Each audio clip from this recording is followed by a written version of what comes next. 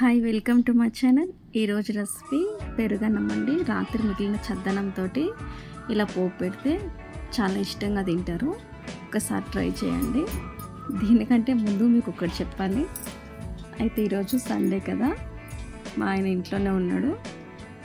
అయితే ఈరోజు ప్రయోగాలు ఫ్రిడ్జ్ మీద చూపిస్తున్నాడు. ఫ్రిడ్జ్లో ఉన్న పండ్లన్నీ తీసి ఇలా బయట పెట్టి కట్ చేసినాడు అన్నీ.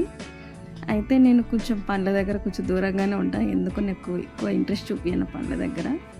పండ్లు తింటే చాలా మంచిది ఆరోగ్యానికి, కానీ నేను తినను సరిగ్గా. ఎందుకో నాకు ఇష్టం ఉండదు. పొప్పాయి నేను తింటలేనని చెప్పి పొప్పాయి కూడా జ్యూస్ చేస్తున్నాడు. జ్యూస్ చేసి జ్యూస్ తాగాల్సిందే అని వాటర్ మిలన్ జ్యూస్ చేస్తున్నాడు.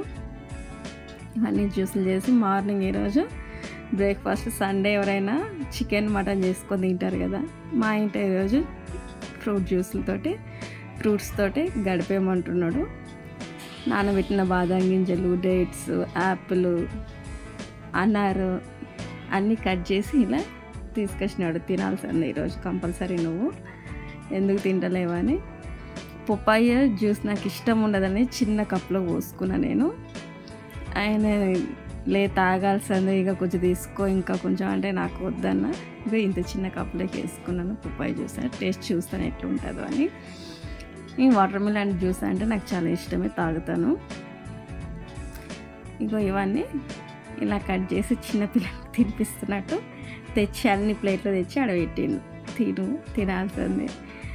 ఎందుకో నాకు చాలా ఇంట్రెస్ట్ చూపించానండి పండ్ల దగ్గర. ఇది ఈరోజు మా ఆయన చేసింది నాకు సండే స్పెషల్. ఇప్పుడు మనం పెరుగన్నం ఎలా చేసుకోవాలో నైట్ మిగిలిన సద్దన్నంతో చూద్దాము. అది అన్నం కొద్దిగా అంతా గట్టిగా బిడుచుకొని ఉంటుంది. ఇలా పొడి పొడిగా చేసుకొని దీంట్లోకి పెరిగేసుకొని కొద్దిగా అంత వాటర్ వేసుకొని మనకి ఎంత పలచగా కావాలో అంత పలచగా కలుపుకోవడమే. నేనైతే ఇలా మాకు ఇలా ఉంటే తింటాం మంచిగా అని చెప్పి ఇలా కలుపుకున్నాను. ఇప్పుడు దీంట్లోకి మనం పోపు వేసుకుందాం. ముందుగా పొయ్యి మీద పోపు గంట పెట్టి నేను కొద్దిగా అంతా నెయ్యి వేసుకుంటున్నాను. ఒక 3 స్పూన్ల నెయ్యి వేసుకున్నాను. మీకు నెయ్యి వద్దనుకుంటే ఆయిల్ కూడా వేసుకోవచ్చు. కంపల్సరీ మిరియాలు అయితే వేసుకోండి. పెరుగన్నంలోకి మిరియాలు లైట్గా దంచి కూడా వేసుకోవచ్చు. దంచి వేసుకుంటే కొద్దిగా అంత ఘాటు అనిపిస్తుంది కాబట్టి పోపులోకి డైరెక్ట్ కూడా వేసుకోవచ్చు. కొద్దిగా అంత మినప్పప్పు, శనగపప్పు, ఆవాలు, జీలకర్ర, నేను కొద్దిగా అంత కాజు కూడా వేసుకుంటున్నాను. మీ దగ్గర కాజు లేకుండా కూడా చేసుకోవచ్చు.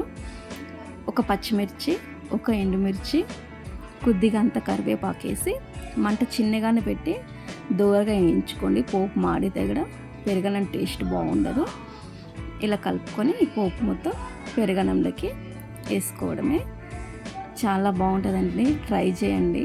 రాత్రి మిగిలిన చద్దన్నంతో ట్రై చేయండి ఒకసారి. చాలా బాగుంటుంది.